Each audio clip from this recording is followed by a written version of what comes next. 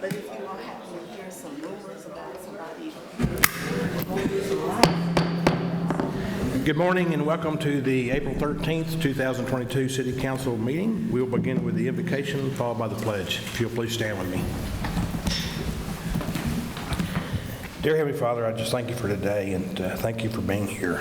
Thank you that we made it through the storm last night with no loss of life. But we pray for everybody that's had damage and trees down and houses damaged. Just you'll be with everyone that we'll get through it and just we'll be there for our neighbors. Just thank you for the city. Thank you how we always come together. Just thank you for staff and keep our police and fire safe and just everybody involved in today's activities. Just thank you for this city. In your son's name we pray. Amen. Amen. I pledge allegiance to the flag of the United States of America and to the republic for which it stands, one nation, under God, indivisible, with liberty and justice for all.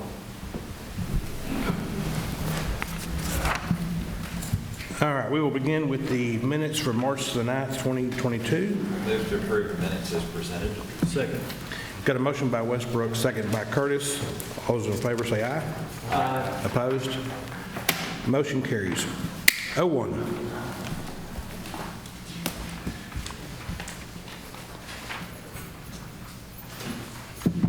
Stephanie, it might end up being you. Oh, here we go. She likes to make a dramatic entrance. Yeah.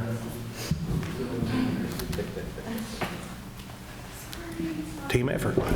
Good morning. Good morning.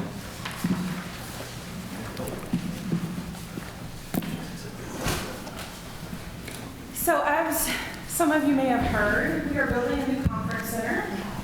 With the new center came the challenging of developing some new rental rates for this brand new facility.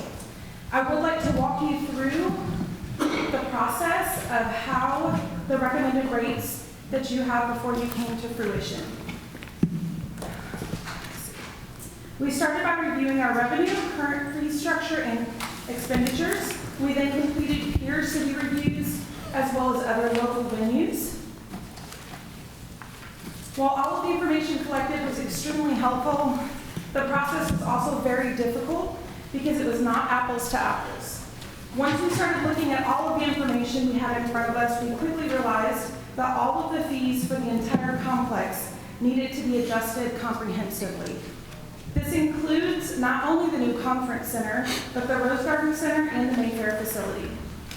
We took the fee structure to the Quality of Life Committee for review a few times because we wanted to get their feedback, because we understand the importance of this facility in our community. The new conference center replaces Harvey Hall with a state-of-the-art conference and convention center. Fiscal years 2017 through 2019, average revenue was approximately $222,000, while the average cost of operations was $845,000, which was a cost recovery of only about 20%. Fees for the previous Harvey Hall had not been updated since 2015. With the proposed rates, cost recovery will now be 67%. At the Rose Garden Center, fiscal years 2017 through 2019, the average revenue was approximately $97,000, while the average cost of operations was $282,000, which was a cost recovery of only 34%. Fees for the Rose Garden Center have not been updated since 2018. With the proposed rates, cost recovery will be about 77%.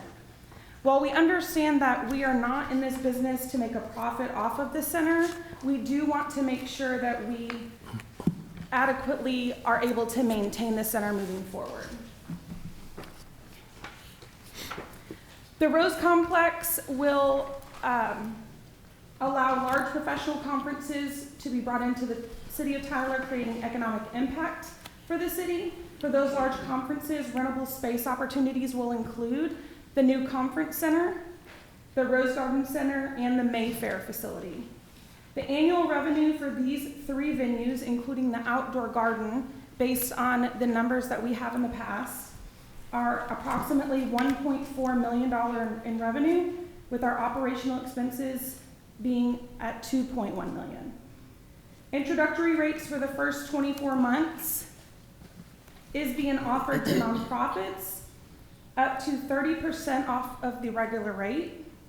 Councilman Westbrook and I had mentioned, after speaking, had mentioned possibly stair-stepping that from 30% to 20% to 10%. So if that's something you would like to consider, please just let me know. Hall layouts and rental possibilities for the new conference center are up here on your screen. Those did not make it in your packet, so I apologize. But if you guys have any questions, please let me know.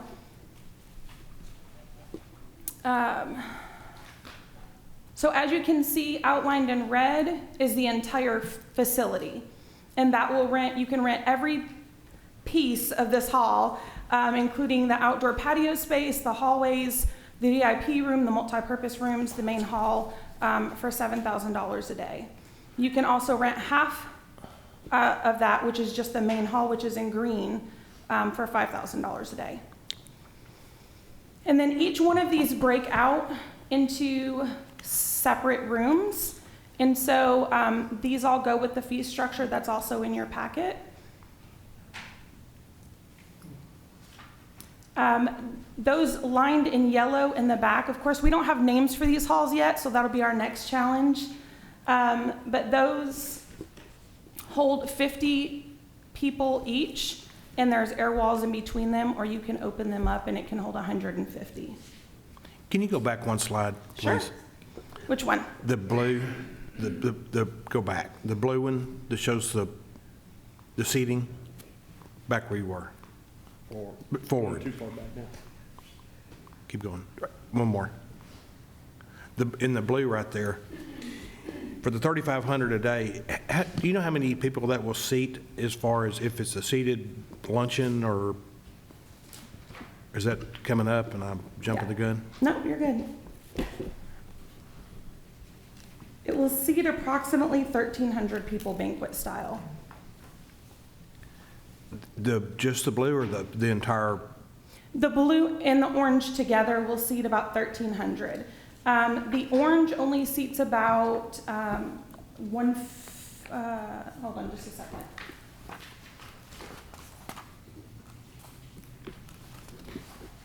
Here we go.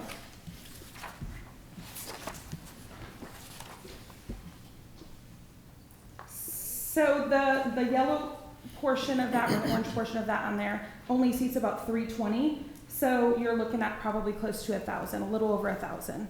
In the blue. In the blue. So like the luncheon yesterday we had at Crosswalk was less than 1,000. So renting half the front, pardon? It was less than 500. Right. So most lunches would just be renting the blue. Yes. Okay, I like that. Okay. Leanne, in this layout here, the blue and the orange, each one of them, if they were separate, walls were in place separate, each one of them have audio-visual capability? Yes. In the back of the hall, where the yellow one is on this, I know they do. I don't know if, yes. The purple ones as well. So you could have two separate events going on. They both have audio-visual capability. And okay. Yes, sir. And then you said also, don't know what to call the rooms yet. I know we've looked at naming opportunities. Have we pursued that anymore? And do we know pricing for, say, if Brad wants to name a meeting room, the Curtis meeting room? What's that going to cost him? We don't just yet. I do know that there is an ordinance that states there's some information in there about naming rights and how much that would cost, but we don't have pricing on that just yet. Okay, but you'll get back to Brad on that. Yes, sir. The other thing I would like to point out while you're on this slide is that if someone did want to rent the entire facility, the rooms in the back that we're calling 6, 7, and 8, Those do have capabilities of additional audio and visual, so that if they can't see the stage, the TVs in there will actually be reflecting what's going on the stage. So it's soundproof so that no one can hear what the others are doing in the next rooms? Yes, ma'am.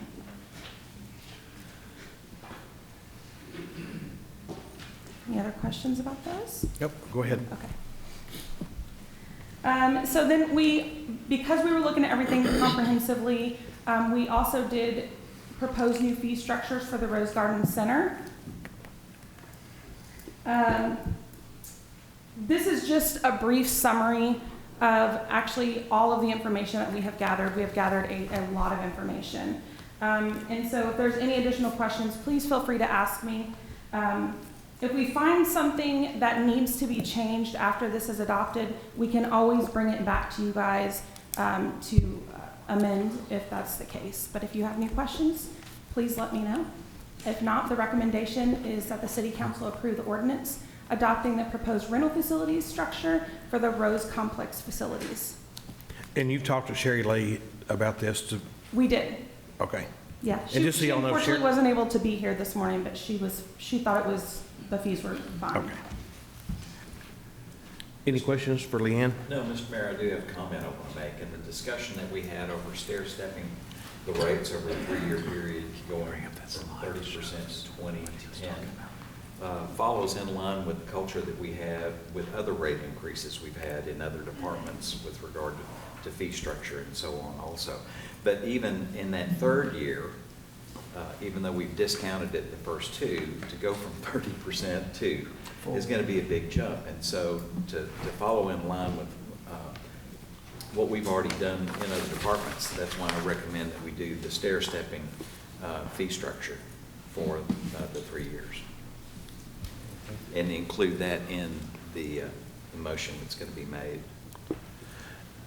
Do you remember what the front half of Crosswalk is? I do have a lot of information. All it says is that it's $3,000 per day, but the difference between Crosswalk and this facility is going to be that you have to use their catering. And so that's where they make and generate the most revenue off of is their food. And so it's not exactly the same because you can bring in whatever caterer you want to this facility. But I believe the main hall was about $3,000 per day. Okay. And just to make sure, kind of, Councilman Westbrook's recommendation, and tell me if I get it off a little bit, but would be that for year 1, it would be 30% for nonprofits, year 2, 20%, and year 3 would be at 10%. Is that Yes, correct, sir. sir? That's exactly right. Yes, sir. Okay. Any other questions, comments? I do want to also mention, I'm so sorry, in this packet, while I'm looking at this, what was left off of here is that we do want to provide a rental fee structure for the outdoor 3.5-acre park in the front. And so what we did with that was, and I think that is in your packet, it's just not on this slideshow, but it's called the Rose Complex Park.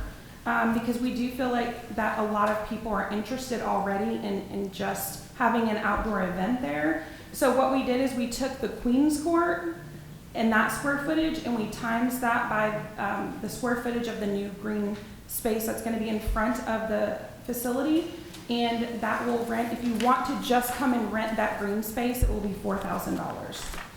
And that is because it's 10 times as big as the Queen's Court, and the Queen's Court rents for $400. And you'll get Wi-Fi in the park for free. You will. Any others? It's a budgetary item that we're, You don't even have to pay for it. You can just go sit in the park, enjoy lunch, and hop on our Wi-Fi. All right. I have something. Sure. I would like to see us discuss the part on the nonprofits, perhaps in one of our executive meetings before we add that to this particular ordinance right now. So I'd like us not to add that at this particular time and discuss it more, because there are some other things that nonprofits can do that we could discuss. That's my feelings on the titration of the 30, 20, and 10. So is that a motion to table it, or? That part of the motion, not to table the ordinance, but to table the part about the nonprofits. And I do have some additional information for that. I know that it was talked about and asked about by several people about how many nonprofit events that we have that we gave away for free actually at the conference center. And that ranged anywhere between 2017 and 2019, about 40 events, and we gave away approximately $108,000. So just keeping that in mind to. Yeah. And I'm not saying giving anything, I'm not saying give it away, I'm just saying. Oh, yes. That we should discuss other things that nonprofits can and do. Yes, ma'am. Rather than- And that was following the booking policy that we have for nonprofits, so. So, Mr. City Manager or Deborah, how should we go forward with this? You have several options. Mayor, you could go forward with the ordinance as it is. That would not carry many of the changes that you're asking for, but you could also immediately come back if you wanted to add or change that. You could go ahead and do the ordinance with the nonprofit change, but still later come back if you wanted to add something additional to that. Yeah, the ordinance can always be modified at any future point. I know that we were able to take this through the council, what was it, Quality of Life Committee, and got their input on it. And then, just as far as just various input we got from different groups, and that's kind of the documents you see before you now.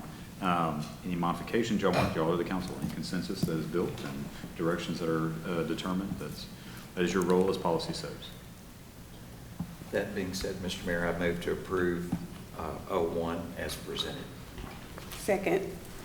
Got a motion by Westbrook, second by McKellar. Any further discussion? All those in favor say aye. Aye. Opposed? Motion carries. Thank you. Thank you, Leanne. 02, Ms. Nick. Good morning, Mayor and Council. We have a request that the city conduct a public hearing and consider adopting an ordinance amending the Tyler City Code, Chapter 2, to re-adopt our current guidelines and criteria for tax abatement. The tax abatement ordinance is being presented to the council this morning for re-adoption without any recommended new changes to our existing ordinance. And as well as your packet, you see here on the screen, this is our existing language. And it is recommended that City Council adopt the attached ordinance amending Tyler City Code Chapter 2 to re-adopt guidelines and criteria governing the tax abatement in the city of Tyler. Any questions of Heather before we go into the public hearing? All right, we will now go into a public hearing on this item. Is there anybody out there that wishes to come speak on this item? Hearing none, seeing none, we will close the public hearing, and I will entertain a motion. Move to approve 02. Second. Got a motion by Curtis, second by McKellar. Any further discussion? All those in favor say aye. Aye. Opposed? Motion carries. Thanks, Heather.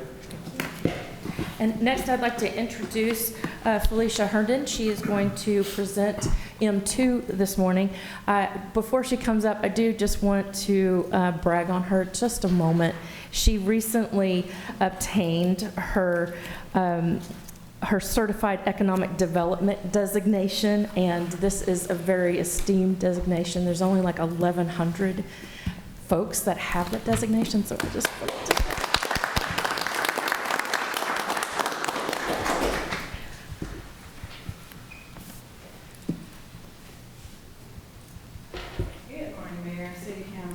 Good morning. Good morning. She read it just like I wrote it.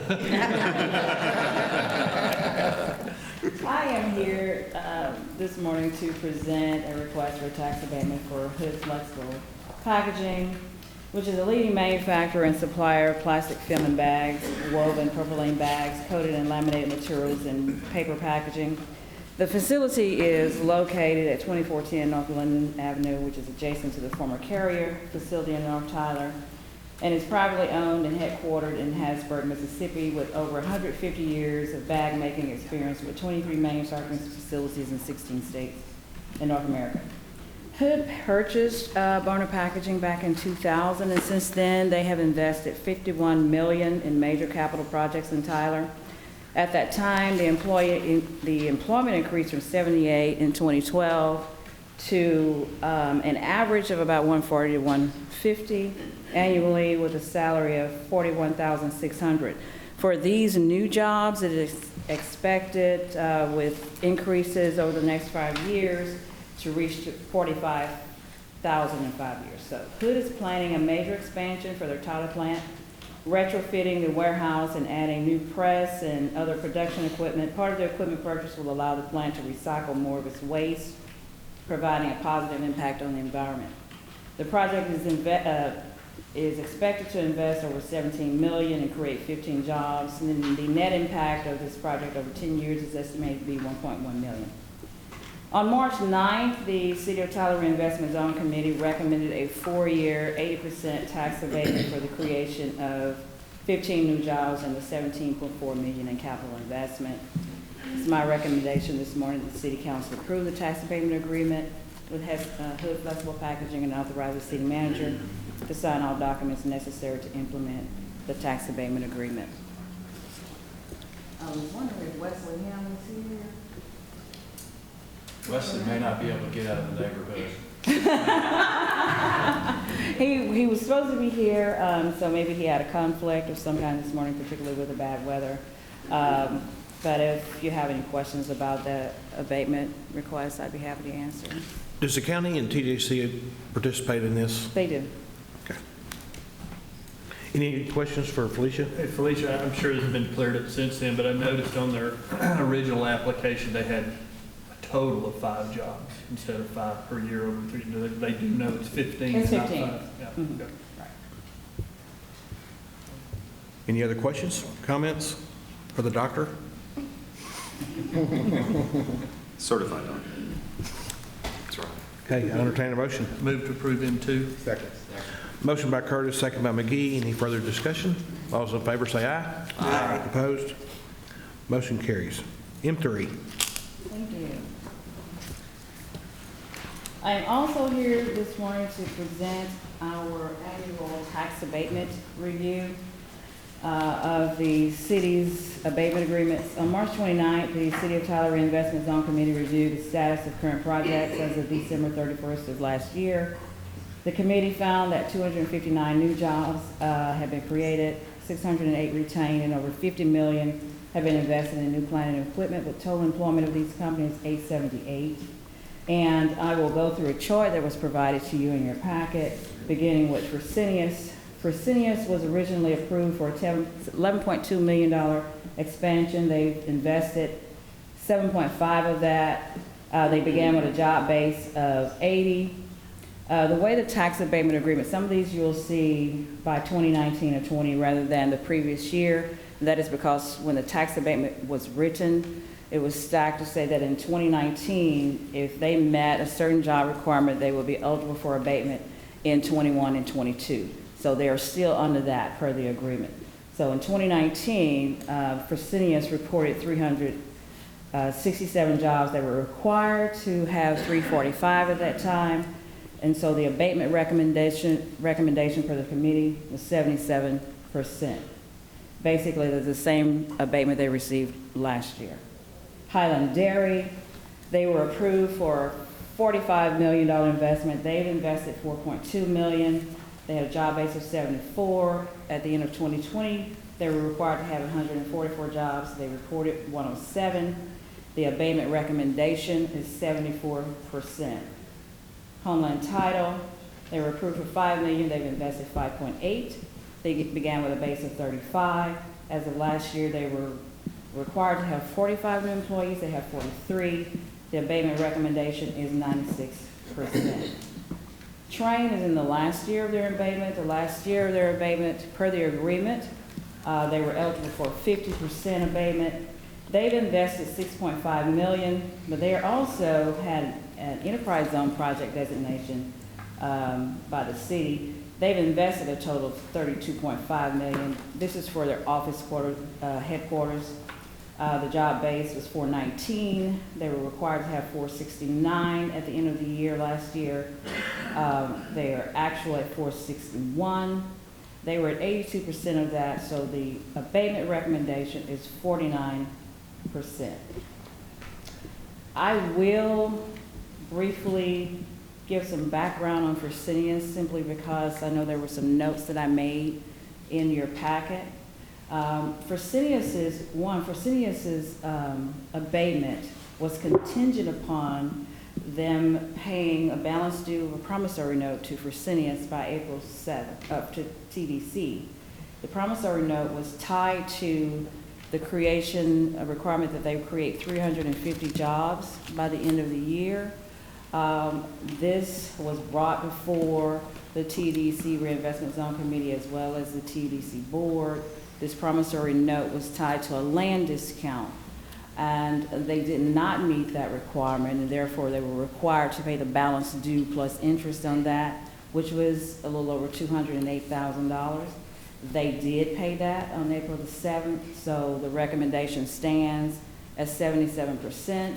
Also, I said in the notes that they had reported for this year 350 jobs, which actually would cover any abatement eligibility for 2023.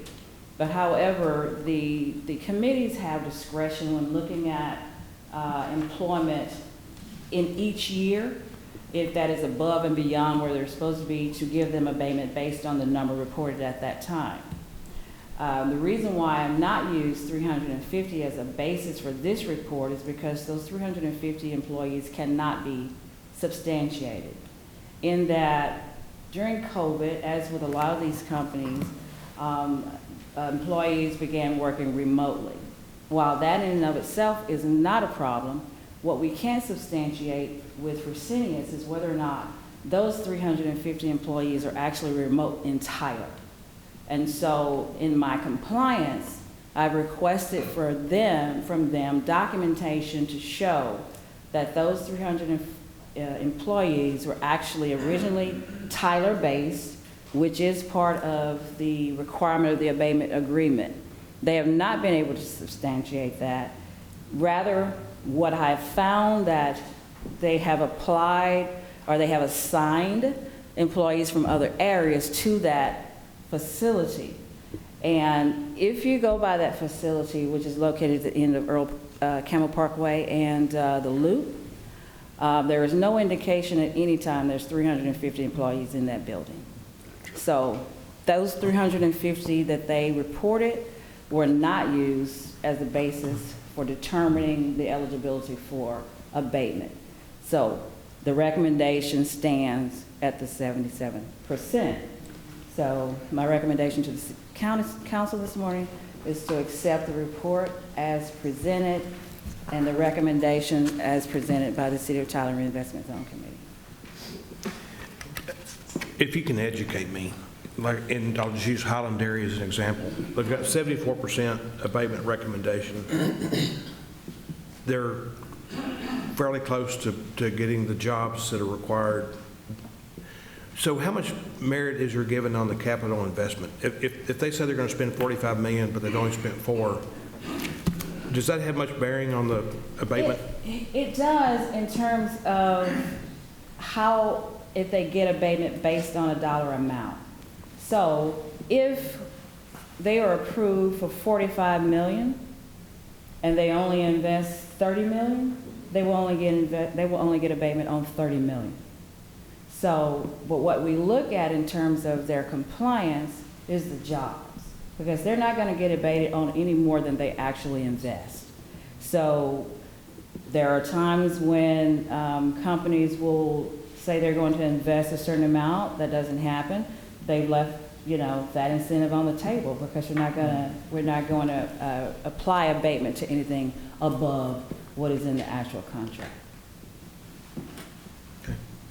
Any other questions? Yeah, Felicia, what will we ask of these companies and I'm focusing this on what you're saying about dealing with the remote workers. What will you ask for to kind of going forward to verify that the people are living in Tyler or Smith County? An employee census with the zip codes attached to that, because the idea behind the incentives to ensure that those jobs are created and based in Tyler. And those individuals are living here, they're spending money in Tyler. And we understand, because of where we are with COVID, that there may be a lot of companies who have not been able to bring employees back from remote work. And again, that in of itself is not the issue. Those jobs were originally here, now they're just remote. That's different from saying we're going to assign jobs from other locations to say that they are there to fulfill the requirement, because that is not how we apply our incentives. Have any of them come back to you and said, we can't find employees? Some have, and generally, that would be based on not being able to, in some instances, pass pre-employment criteria, that sort of thing. But and then some on the skill levels, but we are having companies now working, for example, with TJC to increase training for those jobs. And now we know that a lot of the positions that the companies have, they're going to be more skilled. And so you have companies like Hood that are partnering with TJC for training programs and that sort of thing. But we haven't had that be as big an issue.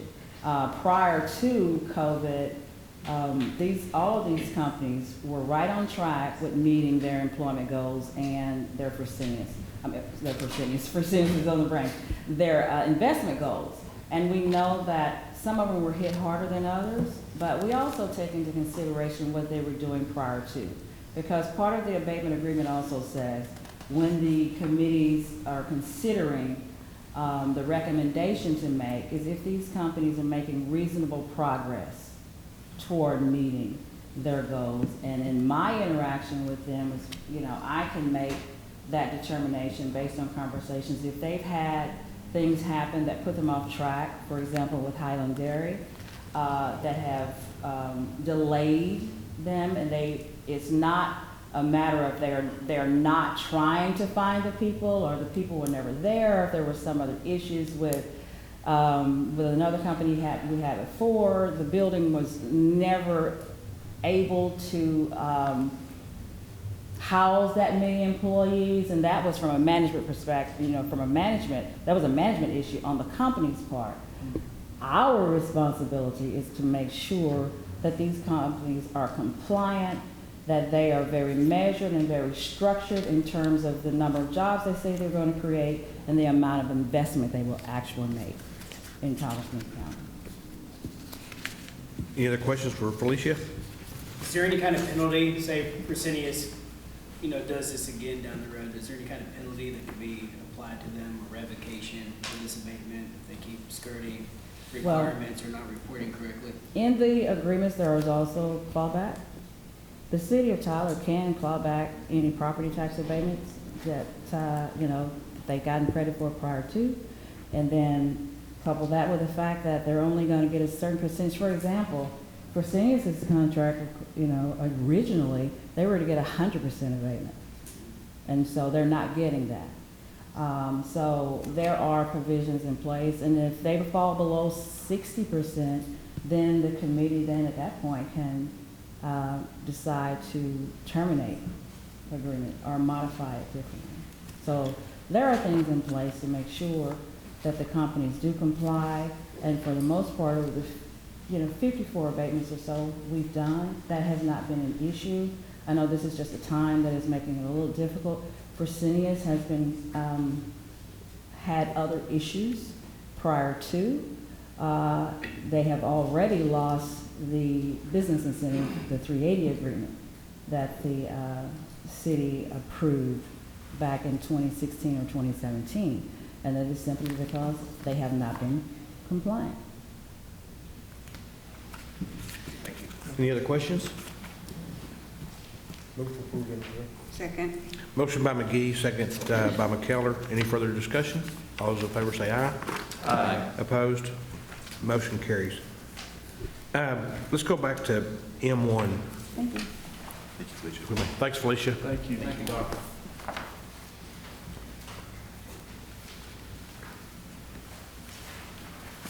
Good morning. Good morning, Mayor, council members. This item is for the construction of our annual 2022 Sealcoat program.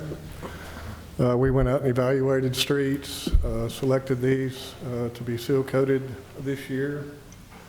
Lone Star Equipment is the low bidder, and we had enough funding to go ahead and proceed with the base bid plus alternate 2. List of streets is attached. We are also doing one of the roads, or most of the roads at the West Side Treatment Plant, and the water utility is paying for those. So we evaluated the bids, and we recommend acceptance of the base bid plus alternate 2. Were there many people that bid on this? Do you know? There were 2, just these 2 that bid. Yeah, we LS had- Equipment and Reynolds and K. We had about 5 pickup packages. Any questions for Chuck? Move to approve M1. Second. Motion by Westbrook, second by Curtis. Any further discussion? All those in favor say aye. Aye. Opposed? Motion carries. Thank you. Thank you. M4, Heather. This is a request that City Council consider authorizing the city manager to enter into an escrow agreement with Wayfair Development Group, Broadway South Development M, number 2, for the funding of of developers' portion of the extension and oversizing of Centennial Parkway. So what you see before you on the screen is an exhibit that shows in the red where we have the Wayfair proposed development, and then Centennial to the south of that. And this is for the extension and oversizing of the Centennial Parkway.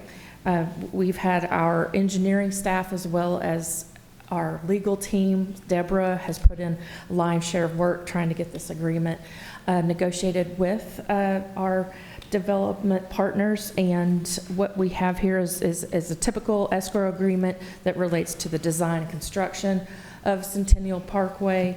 And one of the provisions in the escrow agreement is that the city shall not issue a building permit for any lot included within the development until the full amount of the escrow sum is paid. So, you know, that's our ability to ensure that the elements of the agreement are met. And with that, we recommend that the City Council consider authorizing the city manager to enter into the escrow agreement with Wayfair Development Group, Broadway South Development M, number 2, for the funding of the developer's portion of the extension and oversizing of Centennial Parkway. Any idea what the total cost is for that road? We don't have the total cost yet, but the developer is responsible for their portion of the cost. Do you remember what the estimate was, though, for all of it together? Do you remember the estimate? Yeah, there's Darren, yes. Darren, come on. Are you going to? We'll have our city engineer, Darren Jennings. Yeah, go ahead, sir. The entire portion of the entire project, I believe, is about $8 million, all the way to where Centennial dead ends right now. And that will include a bridge, is that right? That is correct. But it's not. This isn't a road to nowhere. So can you explain where this would eventually go long term? Okay, what this is creating starting out here at the Gateway Market Center, and then it's creating from there all the way over to where Centennial is now to create an east-west corridor. And that's not the tollway, that's a city street basically between Broadway and Biloxi. Yeah, this becomes a major east-west connection between South Broadway, Biloxi, that to move traffic through kind of south of villages of Cumberland and all that area in there as it develops, and some of it's already been developed out. Any other questions? So this is us partnering with them to make the road bigger than they might have done otherwise? They're requiring the UC to build half of it that's adjacent to them, to the ultimate section included in the master street plan. This is the agreement to instead of building it right now, they put that into in escrow now, and we build it later. Okay. That's what this agreement is.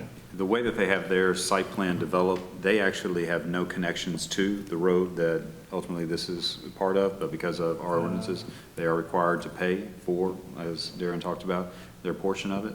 So they can begin construction without doing any construction of the road. It's just they're kind of in that piece of where they need to pay for that piece. So we want to go ahead and grab their money now, and we'll just build it ourselves or work with developers later on to build it out. That way we're not absent their opportunity to pay for it and to use their money. Any other questions? I like other people's money. Can you introduce us to the new employee so we can sufficiently embarrass her? The utilities engineer, Nikki.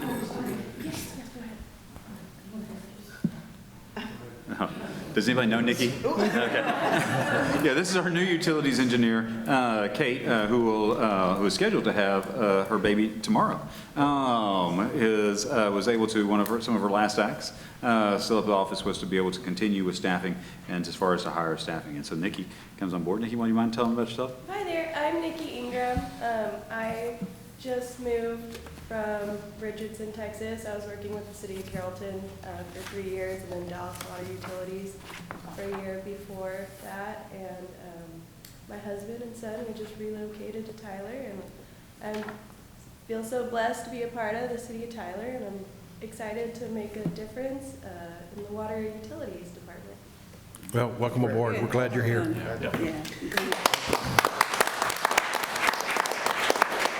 All right, I guess we need to take action on M4, so I will entertain a motion. Move to approve M4. Motion by Curtis, second by McGee and McKellar. Any further discussion? All those in favor say aye. Aye. Opposed? Motion carries. All right, now we are to the consent agenda. Move to approve the consent agenda as presented. Second. Motion by Westbrook, second by Curtis. All those in favor say aye. Aye. Opposed? Motion carries. City manager's report. Mayor and council, I had a whole write-up on all the work we're doing from last week's storm, as far as to the trees that are being cleared out and everything, and then something happened last night.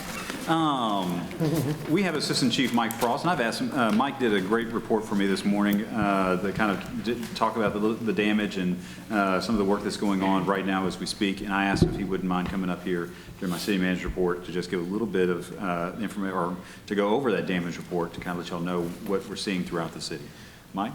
Good morning, Mayor, Council, City Manager. I'm Mike Frost, Assistant Chief with the Tyler Fire Department. Last night at approximately 8 o'clock, the County of Smith and City of Tyler received a severe thunderstorm and tornado warning with rotation located in Chandler moving towards our area. This storm caused significant damage southwest of the Azalea District, traveled northeast through Midtown, and exited over in the hospital district, and you can just really see a line as the calls came in. Emergency service responded to more than 90 storm-related calls.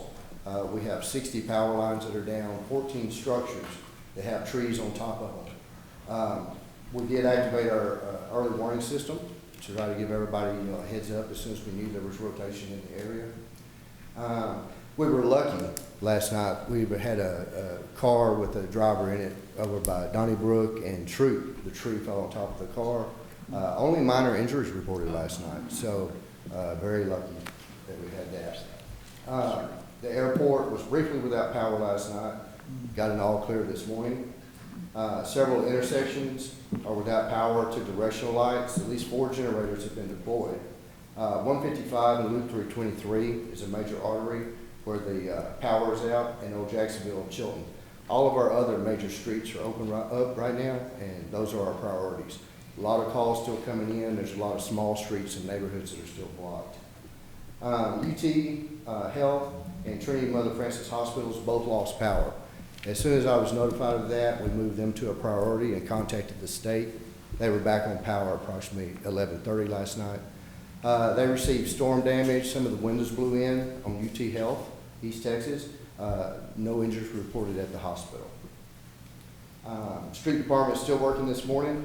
As I came in, drove past the street department, a power pole had collapsed in front of the street department on top of one of their trucks. It also hindered some of the work that the street department was doing this morning. Power is off, but there's still that intersection coming in and out of their building is not clear at this time. And if council did want, I created our dispatch created a spreadsheet, so you'll be able to review this and you'll be able to see what streets in your districts that were affected. So how do y'all make it a priority on what trees you Probably it's going to be if it's posing a hazard, something that's on a house or a power line that's down on the ground. So when we started getting multiple calls coming in last night, we had to suspend the normal calls where citizens call in and go, well, the power line is arcing. So they question, is it up in the air? Is it posing a hazard? So we go into our storm weather mode and we start skipping those calls. We just document them and turn those into encore. So the priorities are going to be power lines that are down on the ground, trees on structures.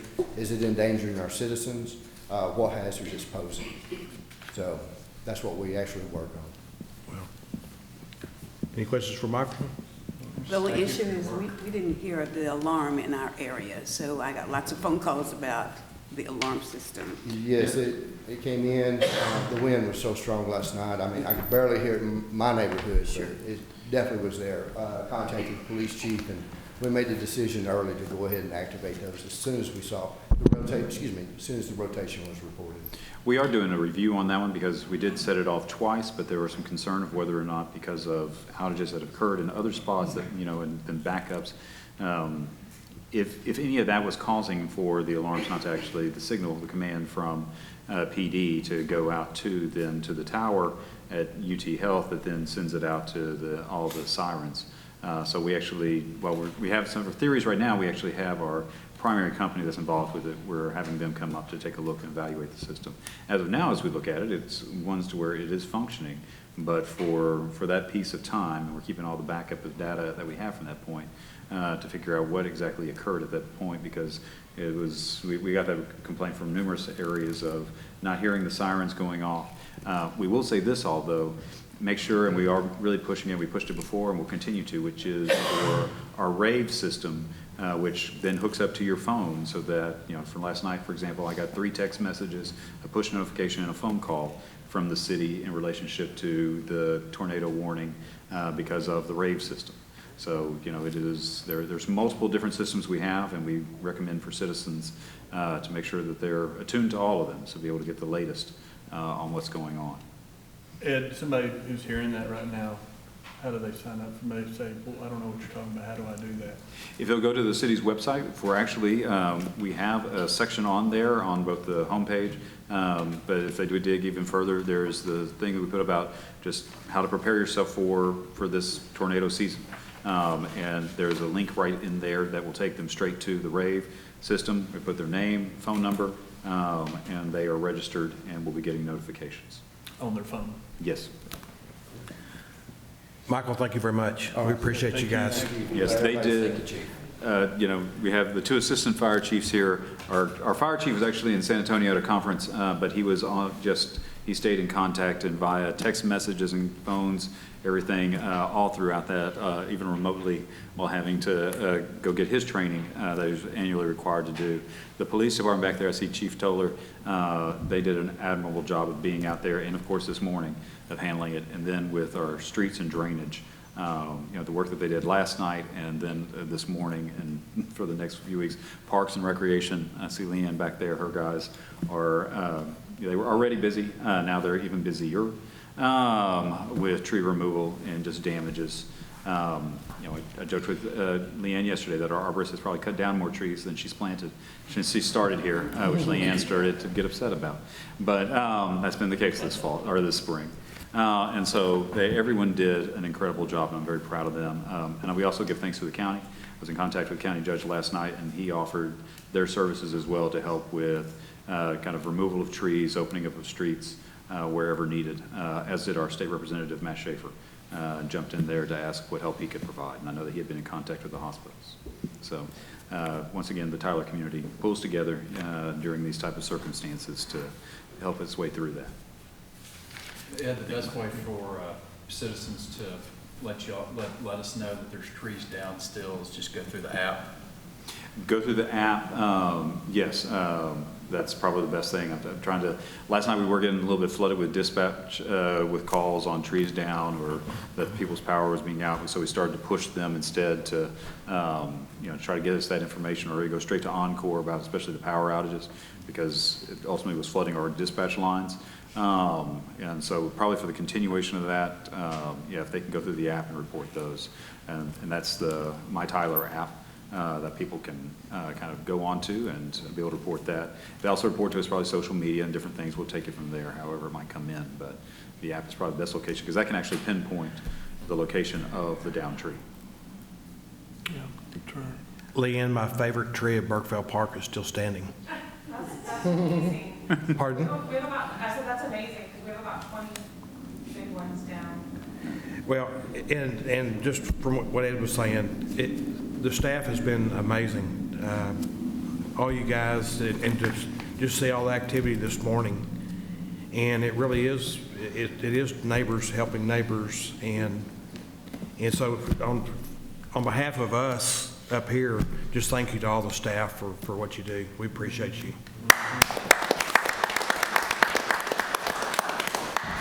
A few other items, though, I do want to make sure, because, again, guys, it's appreciation we have for others in our community.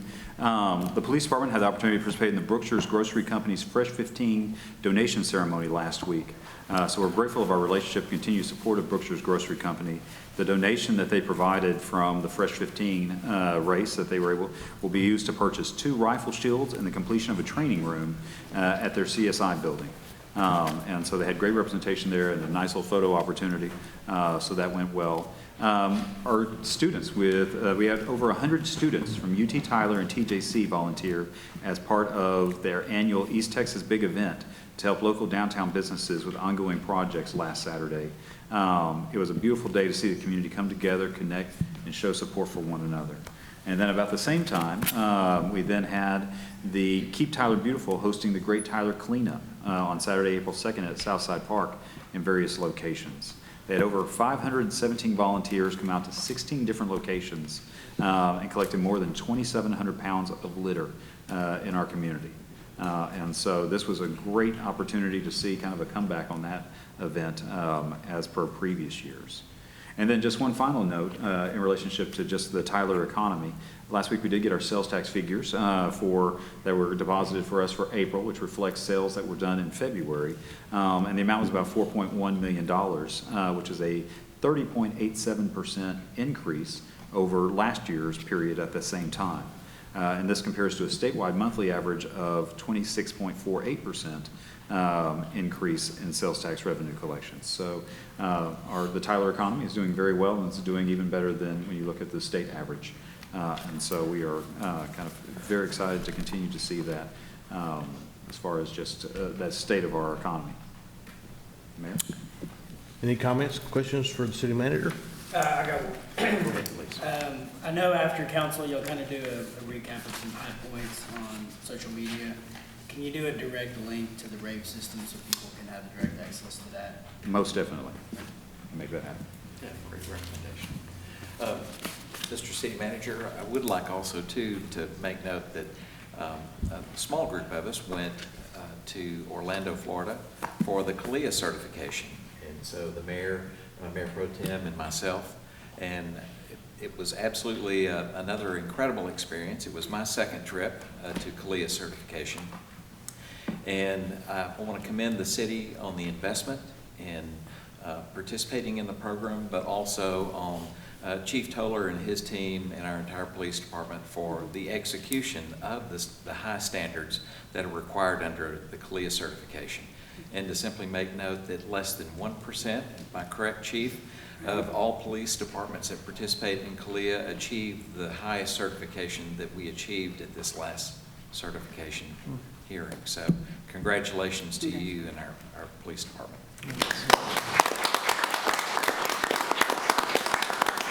Ditto. All right, we are going to go into executive session. I'm going to read all this so Deborah doesn't give me the stink eye.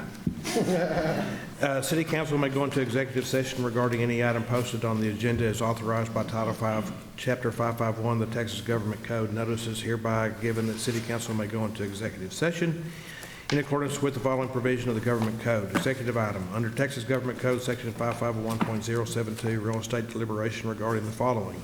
Am I doing good so far? Sounds right. Discuss the purchase, exchange, sale, lease, or value of real properties, the public discussion of which would have a detrimental effect on the negotiation position of the city. Any final action to be taken by the City Council will be taken in open session. So we're going to go into executive session. We'll probably be back there less than 30 minutes, and I don't know whether we will or will not have action. Probably not. So we'll be back. Stay tuned.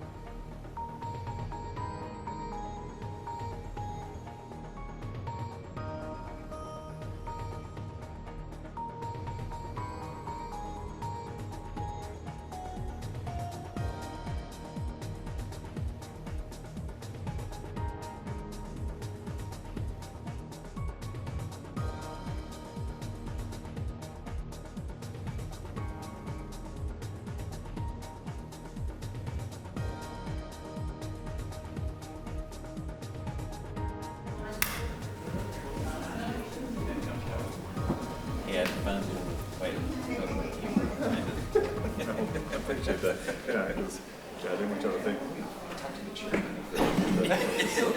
That's just. That's right.